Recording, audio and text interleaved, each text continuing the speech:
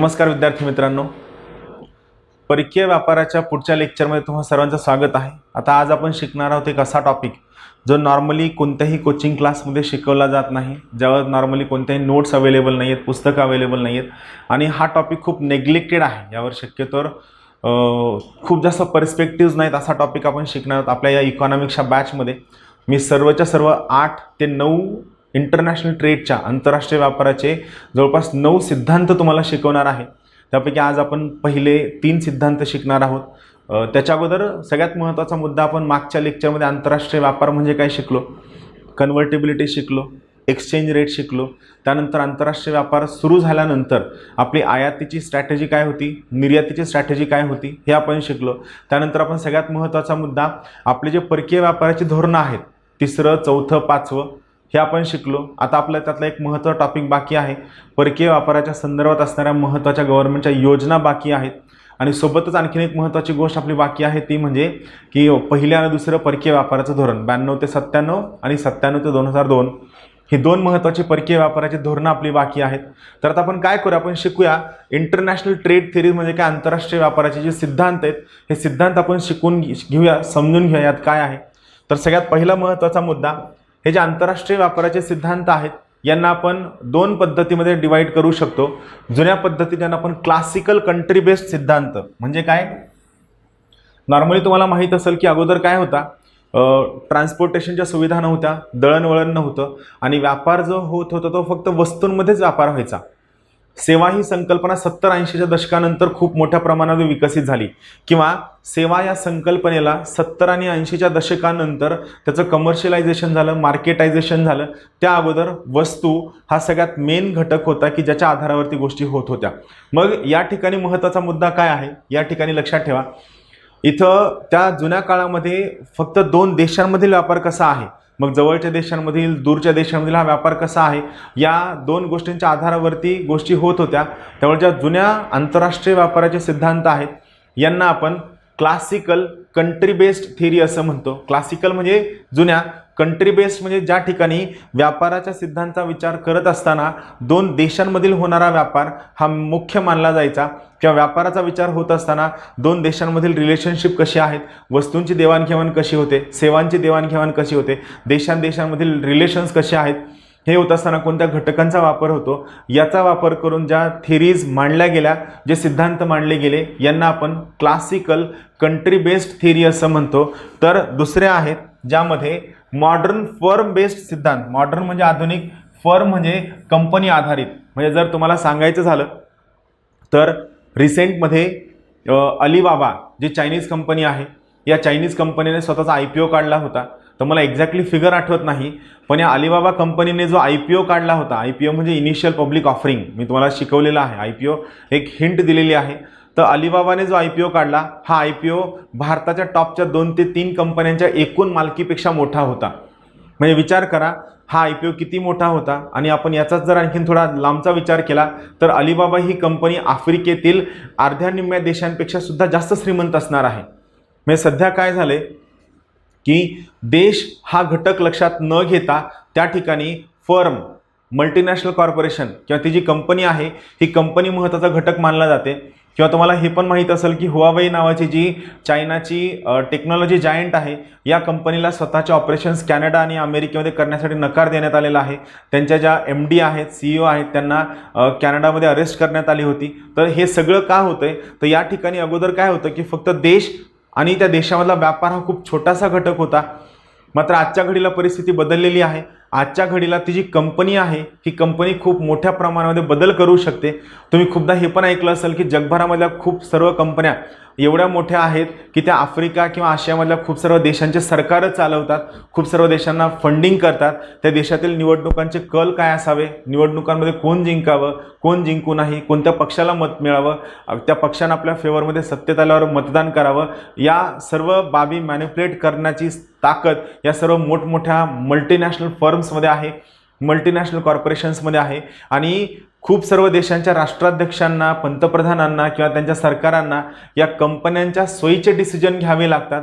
जर या कंपन्यांच्या सोयीचे डिसिजन घेतले नाही तर या कंपन्यांच्या हातामध्ये जी आर्थिक ताकद आहे या आर्थिक ताकदीच्या आधारावर ते सरकारसुद्धा पाडू शकतात. यामुळं सध्या जो आंतरराष्ट्रीय व्यापार आहे हा आंतरराष्ट्रीय व्यापार देशांच्या सोयीने न होता या कंपन्या आहेत, या कंपन्यांना आपण फर्म म्हणतो, या फर्मच्या आधारे होतो. यामुळं ज्या नवीन आंतरराष्ट्रीय ट्रेड थेरीज आहेत या नवीन आंतरराष्ट्रीय ट्रेड थेरीज या फर्म बेस्ड आहेत. राहील लक्षात. जुन्या आंतरराष्ट्रीय ट्रेड थेरीज या देशाच्या आधारावरती होत्या, नवीन आंतरराष्ट्रीय ट्रेड थेरीज या फर्मच्या आधारावरती आहेत. आपण या सगळ्या थेरीज शिकणार आहोत. या सर्व थेरीज आपण 1 बाय 1 2-2च्या सेटमध्ये शिकणार आहोत, जेणेकरून तुम्हाला ते कन्फ्यूज होणार नाही आणि मला पण विस्तृतपणे सांगता येईल की यांचं काम कसं चालतं, काय होतं. तर सगळ्यात पहिला महत्त्वाचा मुद्दा, ज्या क्लासिकल थेरीज आहेत यामध्ये 4 महत्त्वाच्या थेरीज आहेत. सगळ्यात पहिला आहे मर्कंटालिझम थेरी, ज्याला आपण वाणिज्यवाद असं म्हणतो. दुसरी आहे ॲब्सोल्यूट ॲडव्हान्टेज थेरी. तिसरी आहे कंपॅरेटिव्ह ॲडव्हान्टेज थेरी. रिलेटिव्ह नाही, शब्द काय वापरला आहे, ॲक्च्युली कंपॅरेटिव्ह आणि रिलेटिव्ह दोन्ही शब्दांचा अर्थ सेम होतो, पण तिसरी आहे कंपॅरेटिव्ह ॲडव्हान्टेज थेरी. आणि सगळ्यात शेवटची आहे हेक्शर ओहलिन ट्रेड थेरी, यालाच आपण फॅक्टर प्रोडक्शन थेरी सुद्धा म्हणतो. आणि याच्या आधारावरती लिओन्टिफ पॅराडॉक्स, एक रशियन अर्थतज्ञ होते, यांनी आणखीन एक महत्त्वाचा सिद्धांत मांडला होता ज्याला लिओन्टिफ्स पॅराडॉक्स असं सुद्धा म्हणलं जातं. तर हे 4 सिद्धांत क्लासिकल इंटरनॅशनल ट्रेड थेरीमध्ये येतात. हे 4 सिद्धांत आपण 2-2च्या सेटमध्ये शिकूया. त्यानंतर आपण शिकणार आहोत ती आहे country similarity theory, product life cycle theory, global strategic rivalry theory आणि Porter's national competitive advantage theory. हे 4ही महत्त्वाचे सिद्धांत आहेत. यामध्ये पण सांगतो, इथं जे मी शिकवणार आहे हे शिकवल्यानंतर ॲज इट इज लक्षात ठेवा. याच्या आधारे तुम्ही कोणतंही विनाकारण इंटरनेटवर रिसर्च करत बसू नका, त्याचा तुम्हाला काहीही ॲडव्हान्टेज होणार नाही. सध्या जे मी शिकवतोय हे तुम्हाला प्रश्न येण्यापुरतं, प्रश्नाची उत्तरं सुटण्यापुरतं मोर दॅन सफिशियंट आहे. विनाकारण यापेक्षा जास्त तुम्ही वाचत बसून तुमचा वेळ वाया घालवण्यामध्ये काहीही अर्थ नाही. चला आता आपण काय करूया, एक एक सिद्धांत शिकूया. आपण सगळ्यात अगोदर शिकणार आहोत आजच्या आपल्या इंटरनॅशनल ट्रेड थेरीचं पहिल्या थेरीचं नाव आहे वाणिज्यवाद किंवा मर्कंटालिझम. वाणिज्यवाद किंवा मर्कंटालिझम. पहा, सगळ्यात पहिला महत्त्वाचा मुद्दा, वाणिज्यवाद किंवा मर्कंटालिझम नावाची ही जी थेरी आहे ही थोडक्यात ग्रीड, स्वार्थावर आधारित असणारी थेरी आहे. 16व्या शतकामध्ये या थेरीचा उगम झाला. थोडक्यात काय असतं, ब्रिटिशांनी भारतावर जे राज्य केलं, हे ब्रिटिशांनी भारतावर केलेलं राज्य म्हणजे थोडक्यात मर्कंटालिझम किंवा वाणिज्यवाद. बरोबर आहे. आता थीम लक्षात आली. आता इथून पुढे जे काय मी शिकवलं ते तुम्हाला सहज लक्षात येईल. इथं परत एकदा सांगतो, ब्रिटिशांनी भारतावर जे काय राज्य केलं ते राज्य म्हणजे थोडक्यात मर्कंटालिझम म्हणजे वाणिज्यवाद म्हणजेच वसाहतवाद. म्हणजे थोडक्यात काय होतं, नवीन ट्रान्सपोर्टेशनच्या सोयी आल्या होत्या, नवीन औद्योगिक क्रांती आल्यासारखं झालं होतं. औद्योगिक क्रांती एक्झॅक्टली आली नव्हती, पण तरीसुद्धा बऱ्याच देशांमध्ये काही महत्त्वाच्या गोष्टींचा शोध लागला होता. आणि हा शोध लागल्यामुळं हे सर्व देश समुद्रमार्गे बाहेर फिरू लागले. आणि समुद्रमार्गे फिरल्यानंतर नवनवीन देशांचा, नवनवीन जगाचा, नवनवीन ठिकाणांचा, नवनवीन साधनांचा यांना शोध लागला. आणि हा शोध लागल्यामुळं यांनी त्या गोष्टी एक्सप्लोर करायला सुरू केलं. पण ज्या सर्व ठिकाणी, खास करून युरोपामधील सर्व देश गेले, तर युरोप ही थोडी ॲडव्हान्स सिव्हिलायझेशन होती.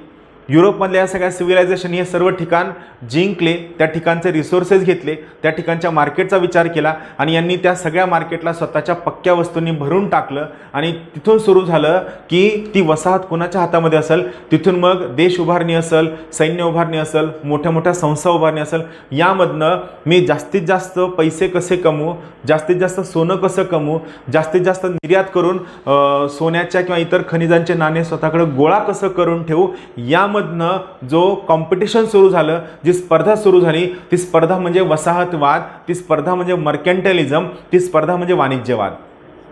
राहील लक्षात. तर एकदम सोपा, साधा, सोपा, सरळ, क्लीन कन्सेप्ट आहे. या सगळ्यांना आपण काय म्हणतो, वसाहतवाद किंवा मर्कंटालिझम किंवा वाणिज्यवाद हा शब्द आहे. तर आपण यामध्ये एक एक मुद्दा समजून घ्या जो थोडासा महत्त्वाचा आहे. चला आपण सुरू करूया. पहा, सगळ्यात महत्त्वाची गोष्ट जी मर्कंटालिझम थेरी आहे ही थोडक्यात वसाहतवादाशी निगडीत आहे. म्हणजे काय, आपलं सैन्य घ्यायचं, अगोदर सगळ्यात पहिलं काम काय करायचं, आपल्या देशामधील जे मिशनरीज आहेत धर्मगुरू आहेत त्यांना त्या देशामध्ये पाठवायचं, त्या देशामधील लोकांना आम्ही तुमचं चांगलं करण्यासाठी आलो हे सांगायचं. त्यासोबत आपल्या देशातील व्यापारी पाठवायचे. या व्यापाऱ्यांनी त्या राजांना, रजवाड्यांना, सगळ्या लोकांना खूप सर्व प्रकारच्या गिफ्ट द्यायच्या. त्यांच्याकडनं व्यापाराचे परवाने घ्यायचे, लायसन्स घ्यायचे, त्यांच्या बंदरांवरती स्वतःच्या वखारी स्थापन करायच्या. आणि या वखारी स्थापन केल्यानंतर एकदा का त्या ठिकाणच्या व्यापारावर यांची पकड निर्माण झाली की त्यानंतर त्या ठिकाणी स्वतःचं सैन्य पाठवायचं व त्या ठिकाणी आपलं सामरिक वर्चस्व प्रस्थापित करायचं, राजकीय वर्चस्व प्रस्थापित करायचं, सर्व प्रकारचं वर्चस्व प्रस्थापित करायचं. आणि मग हे सगळ्या प्रकारचं वर्चस्व प्रस्थापित केल्यानंतर मग त्या ठिकाणी स्वतःचा शिक्का जमवायचा आणि त्या देशाला पूर्णतः स्वतःच्या अधिपत्याखाली घ्यायचं. अधिपत्याखाली घेऊन त्या देशातील कच्चा माल स्वतःच्या देशात स्वस्तात आणायचा, त्या देशातील व्यापार धंदे सगळे बुडीस लावायचे आणि मग आपल्या देशामध्ये बनलेला, औद्योगिक क्रांतीमधनं बनलेला पक्का माल त्या देशामध्ये विकायचा, त्या देशाचं मार्केट कॅप्चर करायचं. आणि ते मार्केट कॅप्चर करून मग त्या ठिकाणी जी आपली कमाई होईल ही कमाई सोन्याच्या स्वरूपामध्ये गोळा करायची आणि गोळा केलेली ही कमाई स्वतःच्या देशामध्ये आणून साठवून करायची. याला मर्कंटालिझम हे थोडक्यात म्हणायचं. थीम लक्षात आली? म्हणजे सगळ्यात पहिला मुद्दा काय लक्षात ठेवा, इथं मी जे मुद्दे लिहिलेत हा एक एक मुद्दा मी समजून सांगणार आहे. इथं फक्त लक्षात ठेवायचं की प्रश्न कुठं येतो ही तुमची थीम क्लिअर असायला हवी. आता इथं लक्षात घ्या, पहिला मुद्दा, मर्कंटालिझम जी थेरी आहे या थेरीने कोणत्याही देशाची संपत्ती मोजत असताना, कोणत्याही देशाची स्ट्रेंथ मोजत असताना, ताकद मोजत असताना किंवा त्या देशाचा विकास मोजत असताना त्या देशाकडे किती प्रमाणामध्ये सोने आणि चांदी आहे याच्या आधारावरती देशाची संपत्ती मोजली जात असते. लक्षात ठेवा, मर्कंटालिझम या थेरीमध्ये कोणत्याही देशाची संपत्ती मोजत असताना त्या देशाकडे एकूण किती प्रमाणात सोनं आहे, किती प्रमाणात चांदी आहे, या सोने आणि चांदीच्या प्रमाणामध्ये त्या देशाची संपत्ती मोजली जात असे. हा पहिला महत्त्वाचा मुद्दा आहे.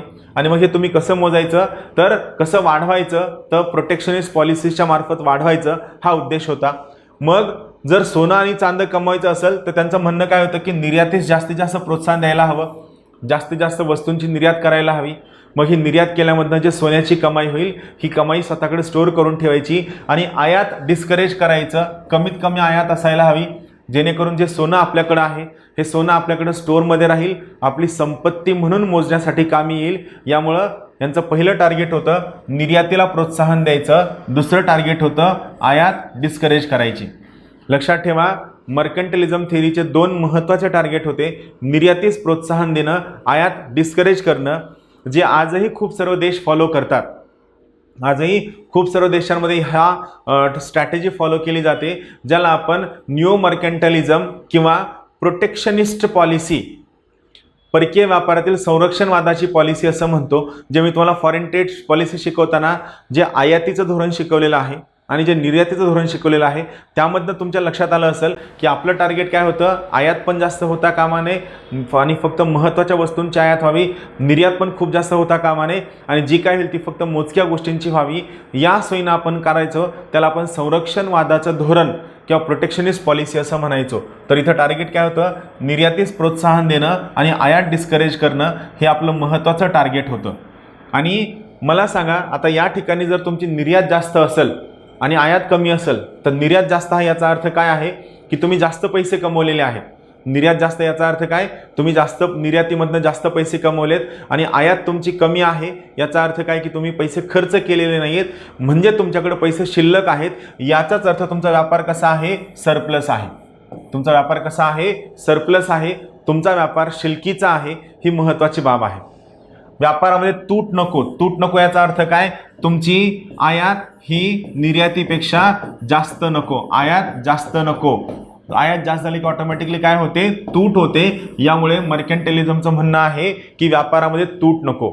मग मर्कंटालिझम जी 16व्या शतकात सुरू झाली ही 1500 ते 1800 या शतकांमध्ये फ्लरिश झाली. याचा खूप मोठ्या प्रमाणामध्ये भरभराट झाली. लक्षात ठेवा, इथं प्रश्न येऊ शकतो, मर्कंटालिझमची भरभराट कोणत्या काळामध्ये झाली, तर इथं लक्षात ठेवा 1500 ते 1800 या काळामध्ये मर्कंटालिझमची सर्वात जास्त भरभराट झाली.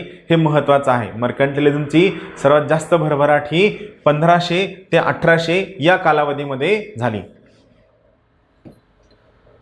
मग या 1500 ते 1800 या काळामध्ये भरभराट का झाली, तर मगाशी मी तुम्हाला सांगितलं तुम्ही नवीन देशाकडे जाताय, नवीन देश जिंकताय, नवीन देश पाहताय. मग जर तुम्हाला नवीन देश जिंकायचे असतील, नवीन देश पाहायचे असतील, तर तुम्हाला सगळ्यात पहिला महत्त्वाचा मुद्दा, खूप मोठं सैन्यदल उभा करावं लागेल. मात्र सैन्यदल उभं करणं एवढं सोपं काम नाही आहे. जर तुम्हाला तेवढं मोठं सैन्य उभं करायचं असेल तर त्या सैन्यासाठी लागणारा खर्च, त्यांचा रखरखाव, त्यानंतर त्यांचं मेंटेनन्स, त्यांच्या पगारी, त्यांची हेल्थची कंडिशन, त्यांच्या फॅमिलीची कंडिशन, म्हणजे तुम्हाला तेवढं मोठं सैन्यदल उभं करत असताना त्या सैन्याशी निगडीत असणाऱ्या ज्या सर्व बाबी आहेत, व्यापारापासनं त्यांचं राहणीमान, त्यांचं फॅमिलीच्या सगळ्या गोष्टींसाठी सुद्धा तुम्हाला तुमच्या देशांतर्गत प्रशासकीय व्यवस्था पाहणाऱ्या संस्था उभ्या कराव्या लागतील. तर इथं मोठं सैन्यदल उभं करण्यासाठी आणि नवनवीन मोठ्या मोठ्या संस्था उभारण्यासाठी तुम्हाला खूप मोठ्या प्रमाणात सोन्याची गरज असते. आणि जर तुम्हाला सोनं हवं असेल तर त्या केसमध्ये तुम्हाला तुमची निर्यात वाढवावी लागेल आणि तुमची आयात कमी करावी लागेल. सोनं जर स्टोअर करून ठेवायचं असेल तर तुम्हाला निर्यात वाढवावी लागेल, तुमची आयात कमी करावी लागेल. आणि ज्या सेकंदाला तुम्ही तुमची निर्यात वाढवाल आणि आयात कमी कराल, त्या सेकंदाला तुमच्याकडे सोनं सरप्लस होईल आणि परत तुम्ही हे करू शकता. मात्र सोन्याचं जर सरप्लस वाढवायचं असेल तर तुम्हाला स्वस्तात कच्चा माल मिळायला हवा. हा कच्चा माल तुमच्या देशामध्ये यायला हवा. या कच्च्या मालावर प्रोसेसिंग होऊन याची पक्का माल बनायला हवा. आणि हा जो पक्का माल बनलाय, या पक्क्या मालासाठी तुम्हाला बाजारपेठ असायला हवी, ज्या ठिकाणी तुम्ही हा माल विकू शकता. आणि ही बाजारपेठ म्हणजे तुमच्या वसाहती, जसं पश्चिम युरोपीय राष्ट्रांसाठी दक्षिण अमेरिका असेल, भारत असेल, इंडोनेशिया असेल, चीन असेल किंवा इतर सर्व राष्ट्र असतील, ज्या वसाहतींचा वापर या पश्चिम युरोपीय राष्ट्रांनी केला. प्रोटेक्शनिस्ट पॉलिसी होती, जे मी सांगितलं, वसाहतवाद होता. आणि सगळ्यात महत्त्वाची गोष्ट, कच्चा माल विकत आणणं आणि पक्क्या वस्तूंचा विक्री करणं, हे यांचं सगळ्यात मेन टार्गेट होतं, ज्या अनुषंगाने हे व्हायचं. मग या इथं सगळ्यात महत्त्वाचा मुद्दा जो आपण मांडू शकतो तो आहे की कोणत्या देशांना मर्कंटलिझमचा फायदा झाला किंवा कोणत्या देशांनी मर्कंटलिझममुळे सगळ्यात मोठं फ्लरिश झालं. तर त्या देशांची नावं लक्षात ठेवा: ब्रिटन, फ्रान्स, नेदरलँड, स्पेन आणि पोर्तुगल. ही मर्कंटलिझम फॉलो करणारे महत्त्वाचे देश आहेत, ते लक्षात ठेवा. ब्रिटन, फ्रान्स, नेदरलँड, स्पेन आणि पोर्तुगल ही महत्त्वाचे देश आहेत ज्यामध्ये या सर्व प्रकारचा मर्कंटलिझम फॉलो झालेला आहे. मग आत्ताच्या घडीला सुद्धा हे जे मर्कंटलिझम आहे हे खूप मोठ्या प्रमाणामध्ये फॉलो केलं जातं. मर्कंटलिझम फॉलो करणं म्हणजे थोडक्यात काय, तर आपल्या देशाची जी संपत्ती आहे, आपल्या देशाचा जे विकास आहे, आपल्या देशाची जी वाढ आहे, ही वाढ आपण सोन्याच्या किंवा संपत्तीच्या किंवा GDPच्या किंवा पैशांच्या स्वरूपात मोजणं, जे आजही खूप मोठ्या प्रमाणात मर्कंटलिझम फॉलो केलं जातं. ज्यामध्ये मॉडर्न थिंकर्सचा जर विचार करायला गेलं तर आजही याचा वापर होतो. जपान असेल, चीन असेल, तैवान, सिंगापूर, जर्मनी हे सर्व राष्ट्र जरी म्हणत असतील की आम्ही आमचं परकीय व्यापारी धोरण खूप ओपन ठेवलेलं आहे, मुक्त व्यापारी धोरणाचे आम्ही पुरस्कर्ते आहोत, जग हे मुक्त व्यापाराचं केंद्र व्हावं, असं हे देश जरी म्हणले असले तर ही सर्व देश प्रामुख्याने, यामध्ये प्रामुख्याने चीन आहे, तैवान आहे, हे सर्व देश प्रामुख्यानं या प्रकारच्या संरक्षणवादाच्या धोरणाचं पुरस्कर्ते आहेत, जे खूप मोठ्या प्रमाणात संरक्षणवादाला फॉलो करतात. खूप मोठ्या प्रमाणामध्ये संरक्षणवाद वाढायला हवा, प्रोटेक्शनिस्ट पॉलिसीज फॉलो व्हायला हवी, असं यांचं म्हणणं असतं आणि त्यानुसार ते त्या ठिकाणी काम करतात. यामुळे इथं आजही मर्कंटलिझम फॉलो केलं जातं. मग तुम्हाला प्रश्न येऊ शकतो, न्यू मर्कंटलिझम म्हणजे काय? तर मर्कंटलिझमची धोरणं किंवा मर्कंटलिझमची पॉलिसी जी आजच्या LPGच्या काळामध्ये, जागतिकीकरण, खाजगीकरण आणि उदारीकरणाच्या काळामध्ये जेव्हा आजही फॉलो केले जातात, तर मग या ठिकाणी प्रश्न हा येतो की ही नेमकी कोणती धोरणं आहेत जी आजच्या काळातही फॉलो केली जातात, त्यावर सरळ प्रश्न असतो. तर या ठिकाणी आपण पाहूया की न्यू मर्कंटलिझममध्ये काय येतं. पहा, न्यू मर्कंटलिझम म्हणजे थोडक्यात काय, नवनवीन पद्धतीनं आपण परकीय व्यापाराच्या धोरणावर रेस्ट्रिक्शन ठेवणं, नवनवीन पद्धतीनं आपण परकीय व्यापाराच्या धोरणांमध्ये आयात कमीत कमी ठेवण्याचा प्रयत्न करणं, निर्यात जास्तीत जास्त ठेवण्याचा प्रयत्न करणं म्हणजे न्यू मर्कंटलिझम. किंवा थोडक्यात नवनवीन नियमांचा आधार घेऊन जागतिक व्यापार संघटना असूनही आपण संरक्षणवादाचं धोरण अवलंबिणं, अँटी डम्पिंग ड्युटी असेल, काउंटरवेलिंग ड्युटी असेल किंवा आणखीन या सगळ्या गोष्टी ज्या सर्व देश फॉलो करतात, खास करून चीन, याला आपण न्यू मर्कंटलिझम म्हणतो. जर प्रश्न आला तर न्यू मर्कंटलिझममध्ये काय काय वापर होतो असा प्रश्न येऊ शकतो. इथं हे सर्व शब्द लक्षात ठेवा. मी हे सर्वच्या सर्व शब्द न्यू मर्कंटलिझमला कसं फॉलो करतात किंवा न्यू मर्कंटलिझमचा कसा भाग आहे हे तुम्हाला सोप्या भाषेमध्ये समजावून सांगतो. सगळ्यात पहिला आहे नॉन टॅरिफ बॅरियर. मी तुम्हाला सगळ्यात अगोदर जागतिक व्यापार शिकवत असताना, वर्ल्ड ट्रेड शिकवत असताना नॉन टॅरिफ बॅरियर म्हणजे काय शिकवलेलं आहे. आता परत एकदा थोडक्यामध्ये सांगतो. टॅरिफ म्हणजे काय? टॅक्सेस. परकीय व्यापार करत असताना जेव्हा तुम्ही आयातीवर व निर्यातीवर वेगवेगळे टॅक्सेस लावून बंधनं टाकण्याचा प्रयत्न करता, त्याला टॅरिफ बॅरियर, टॅरिफचे अडथळे असं म्हणलं जातं. त्याला काय? टॅरिफ बॅरियर, टॅरिफचे अडथळे असं म्हणलं जातं. पहिला मुद्दा. मग नॉन टॅरिफ बॅरियर म्हणजे काय? तर परकीय व्यापारामध्ये स्वतःचं संरक्षणवादाचं धोरण फॉलो करण्यासाठी, प्रोटेक्शनिस्ट पॉलिसी फॉलो करण्यासाठी किंवा स्वतःची जास्तीत जास्त निर्यात करण्यासाठी व कमीत कमी आयात करण्यासाठी टॅक्सेस सोडून, टॅक्सेस व्यतिरिक्त किंवा टॅरिफ व्यतिरिक्त जे इतर अडथळे वापरले जातात त्याला आपण नॉन टॅरिफ बॅरियर्स असं म्हणतो. नॉन टॅरिफ बॅरियर्समध्ये खूप सगळ्या गोष्टी येतात. मी त्या दिवशी सांगितलं तसं यामध्ये पर्यावरणाचं संरक्षण येतं, बालमजुरी येते, जेंडर इनइक्वॅलिटी येते, त्यानंतर मानवी हक्कांचं उल्लंघन येतं, त्यानंतर कास्ट रिजिडिटीज येतात, कास्ट बेस्ड व्हायलेन्ससुद्धा येतो, महिलांच्या विरुद्ध होणारा व्हायलेन्ससुद्धा येतो, किंवा पेस्टिसाईडचं रेसिड्यू असेल. ह्या सगळ्या म्हणजे तुम्ही टॅक्सेस सोडून जेव्हा इतर कारणं सांगून बाहेरच्या देशातील मालाला तुमच्या देशामध्ये एंट्री नाकारता, त्याला आपण नॉन टॅरिफ बॅरियर असं म्हणतो. तर इथं लक्षात ठेवा, नॉन टॅरिफ बॅरियर हे सुद्धा एक प्रकारचं निओ मर्कॅन्टलिझम, प्रोटेक्शनिझमचं साधन आहे. Non tariff barrier. Non tariff बॅरियरवर नक्की प्रश्न येऊ शकतो. प्रश्न साधा असतो. तुम्हाला ते खाली पर्याय देतात आणि तुम्हाला ते विचारतात की खाली दिलेल्या पर्यायांपैकी नॉन टॅरिफ बॅरियर्स कोणते कोणते आहेत, असा सोपा प्रश्न असतो. म्हणून लक्षात ठेवा, दिलेला पर्याय आणि त्यामध्ये नॉन टॅरिफ बॅरियर्स काय असा सरळ सरळ प्रश्न विचारला जाऊ शकतो. दुसरा आहे एन्व्हायरमेंटचा कारण करणं.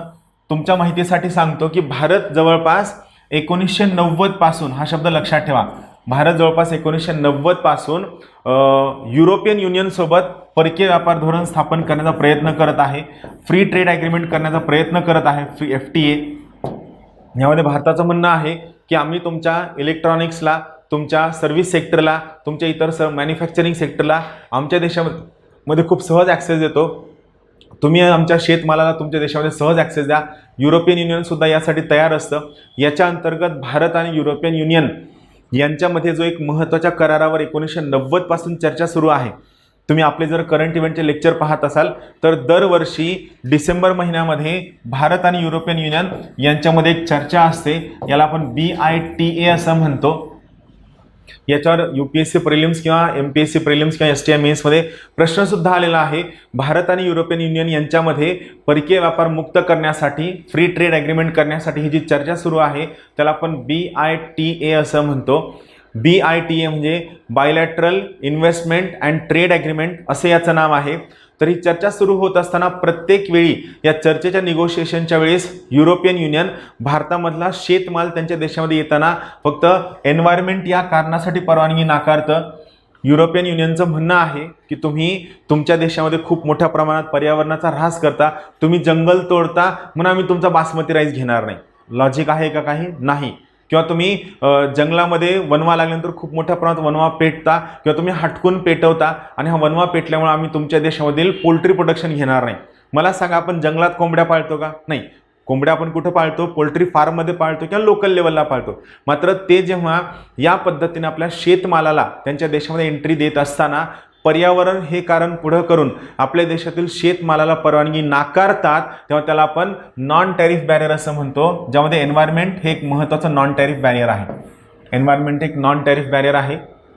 इथं फक्त माहिती असावी म्हणून लक्षात ठेवा, 1990 पासून म्हणजे LPG सुरू झाल्यापासून आपण युरोपियन युनियनसोबत, युरोपियन संघासोबत मुक्त व्यापार क्षेत्र स्थापन करण्यासाठी प्रयत्न करत आहोत.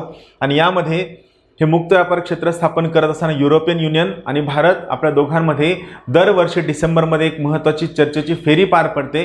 त्या चर्चेच्या फेरीला आपण BITA असं म्हणतो. याचा फुल फॉर्म आहे bilateral investment and trade agreement. लक्षात ठेवा, bilateral investment and trade agreement ही सगळ्यात महत्त्वाची याच्यामधील चर्चेची फेरी आहे, ज्यावर वर्कआउट व्हायला हवं. तिसरा आहे ट्रेड ब्लॉक. ट्रेड ब्लॉक म्हणजे काय? सगळ्या प्रकारचे जे व्यापाराचे जे ब्लॉक असतात ज्यामध्ये हे ब्लॉक काय करतात, बाहेरच्या देशाला त्या देशासोबत व्यापार करत असताना खूप सगळ्या प्रकारची बंधनं टाकतात. फॉर एक्झाम्पल युरोपियन युनियन हा एक अत्यंत महत्त्वाचा ट्रेड ब्लॉक आहे आणि यामध्ये युरोपियन युनियनमधल्या सदस्य राष्ट्रांना इतर कोणत्याही सदस्य राष्ट्रासोबत जर व्यापार करायचा असेल, व्यवहार करायचा असेल, तर युरोपियन युनियनच्या पार्लमेंटच्या परवानगीशिवाय ते नियम मॅन्युप्युलेट करून, नियम चेंज करून कोणत्याही पद्धतीने व्यापार करू शकत नाहीत. त्यांच्यावर या सर्व प्रकारची बंधनं असणार आहेत. किंवा SAFTA, south Asian free trade area, NAFTA, north American free trade area, किंवा मर्कोसर जी दक्षिण अमेरिकेतील देशांचा ट्रेड ब्लॉक आहे, किंवा अँडियन कम्युनिटी हे सुद्धा काय दक्षिण अमेरिकेतील ट्रेड ब्लॉक आहे, किंवा इकोवास, economic community for west African state, हे सुद्धा काय आहे, हे सर्व प्रकारचे या ठिकाणी ट्रेड ब्लॉक्स आहेत. हे ट्रेड ब्लॉक्स स्वतःच्या फिजिकल प्रॉक्सिमिटी म्हणजे स्वतःच्या आसपास जवळपास असणाऱ्या राष्ट्रांमध्ये एकत्रित येतात, त्या ठिकाणी त्यांच्यात व्यापार ठरवतात आणि मग त्यांच्या ट्रेड कॉम्प्लिमेंटरिटी बिल्ड झाली की मग या ट्रेड ब्लॉकच्या व्यापारी ब्लॉकच्या बाहेरच्या एखाद्या राष्ट्राला जर इथं ट्रेड करायचा असेल, जर व्यापार करायचा असेल, तर त्या ठिकाणी त्या देशाचं म्हणणं ब्लॉक करतात. हा महत्त्वाचा मुद्दा आहे. ज्या ठिकाणी हा जो ट्रेड ब्लॉक आहे, हा ट्रेड ब्लॉक या ठिकाणी प्रोटेक्शनिस्ट पॉलिसी म्हणून वापरला जातो. त्यानंतर पुढचा आहे इंटरनॅशनल मॉनिटरी फंडचा वापर. IMF, आंतरराष्ट्रीय नाणेनिधी. मी IMFचा जेव्हा जेव्हा उच्चार केलेला आहे त्यावेळी तुम्हाला IMF बद्दल एक सगळ्यात महत्त्वाची थीम सांगितलेली आहे. IMF नेमकं काय आहे तर परमनंटली लक्षात ठेवा, इंटरनॅशनल मॉनिटरी फंड हा जगातील सर्वात मोठा सावकार आहे. म्हणजे नेमकं काय तर सावकार काय करतो, तुम्हाला कर्ज देतो, व्याजानं पैसे देतो, पण सावकार तुमच्यावर काय करतो, चक्रवाढ व्याज लावतो आणि तुमच्यावर एवढं मोठं व्याज लावतो की सरतेशेवटी तुम्हाला तुमची जमीन किंवा तुमचं घर विकून त्या सावकाराचे पैसे परत करावे लागतात. IMFचं सुद्धा सेम आहे. IMF सुद्धा तुम्हाला मदत करतं, तुम्हाला परकीय चलनाच्या स्वरूपात पैसे देतं, तुम्हाला वित्तीय सहाय्य करतं, पण या सर्व वित्तीय सहाय्य करत असताना IMF तुमच्यावर सर्व प्रकारच्या अटी लादतं. अटी लादतं म्हणजे का, IMF तुम्हाला म्हणते की तुमचा परकीय व्यापार आमच्यासाठी खुला करा, बाहेरच्या देशांच्या चलनाला तुमच्या देशामध्ये सहजासहजी ॲक्सेस द्या, किंवा तुम्ही तुमच्या देशांतर्गत दिल्या जाणाऱ्या सबसिडीज कमी करा, कामगार कायद्यांमध्ये सुधारणा करा, पर्यावरण कायद्यामध्ये सुधारणा करा, कन्व्हर्टिबिलिटी वाढवा, खाजगीकरण वाढवा, लिबरलायझेशन वाढवा, आयात निर्यातीवर असणारे बंधनं काढून टाका. म्हणजे थोडक्यात IMF काय म्हणतं, तुम्ही तुमची इकॉनॉमी काय करा, ओपन अप करा. तुम्ही तुमची इकॉनॉमी जर ओपन अप केली तर आम्ही तुम्हाला या सर्व अटी देऊ. मग IMF ह्या सगळं जे सांगतं की तुमची इकॉनॉमी ओपन अप करा, याला आपण एक टेक्निकल शब्द वापरतो, याला आपण सॅप असं म्हणतो. सॅप. सॅप म्हणजे काय, स्ट्रक्चरल ॲडजस्टमेंट प्रोग्राम.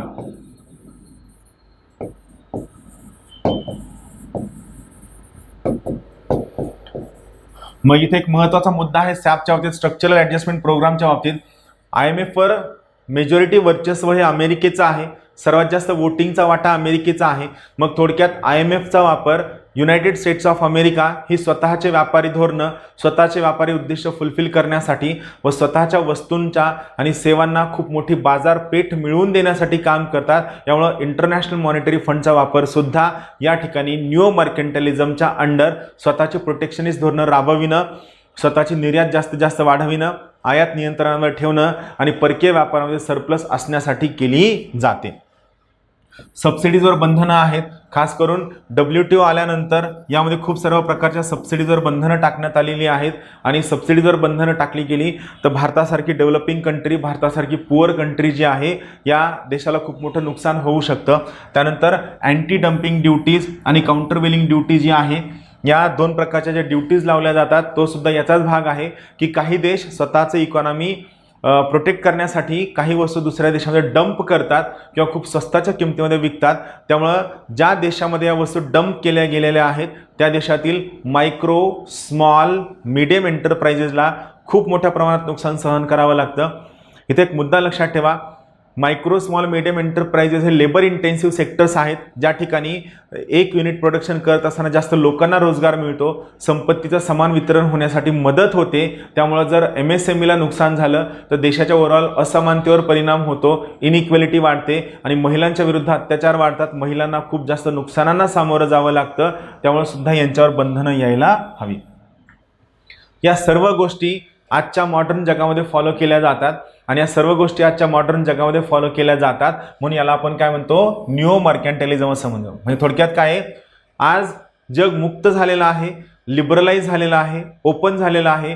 असं झालेलं असतानाही आपण 16व्या शतकामधील मर्कॅन्टिलिझमची वाणिज्यवादाची तत्व आज फॉलो करतो. याला आपण न्यू मर्कॅन्टिलिझम असं म्हणतो. लक्षात ठेवा, आजच्या मॉडर्न जगामध्ये आपण आणखीनही 15व्या, 16व्या, 17व्या शतकातील वाणिज्यवादाची मर्कॅन्टिलिझमची तत्व स्वतःच्या बेनिफिटसाठी वापरतो. याला आपण न्यू मर्कॅन्टिलिझम या नावाने ओळखतो.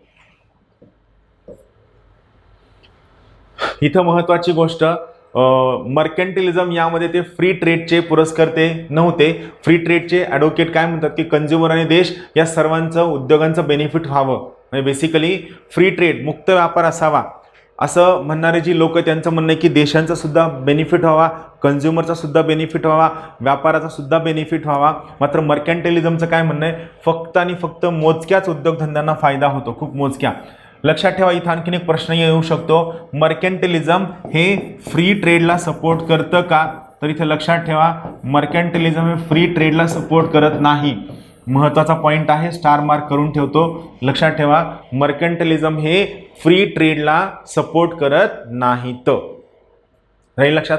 हा थोडा इंटरेस्टिंग भाग आहे. त्यानंतरची दुसरी थेरी वेगळी आहे. हा मर्कॅन्टिलिझम लक्षात ठेवा, ही आपल्या इंटरनॅशनल ट्रेड थेरीची सुरुवात आहे. उद्या आपण न्यू मर्कॅन्टिलिझम शिकूया आपल्या बॅचमध्ये. मी तुम्हाला इकॉनॉमिक्सच्या बॅचमध्ये जवळपास 8ला 8 सुद्धा थेरी शिकवणार आहे, ज्या महत्त्वाच्या आहे. अपेक्षा आहे तुम्हाला कळलं असेल. यावर तुम्हाला असं खूप मोठा कंटेंट मिळणार नाही. ज्या सर्व ठिकाणी मी जे मुद्दे सांगितलेत, ज्या थीम सांगितलेल्या आहेत, या थीम लक्षात घ्या. हे व्हिडिओ 2दा-3दा पाहायला सुरू करा. आपण थोडं इकॉनॉमिक्सच्या कोर एरियामध्ये जात आहोत, त्यामुळे असं होऊ शकतं की काही कन्सेप्ट कळत नाहीत, पण हे 2दा-3दा पाहिजे तर तुम्हाला हे नक्की कळेल. आपण लवकरात लवकर बाकीच्या थेरीसुद्धा कव्हर करूया. सर्वांना खूप खूप शुभेच्छा. Thank you very much. Have a good day. Thank you.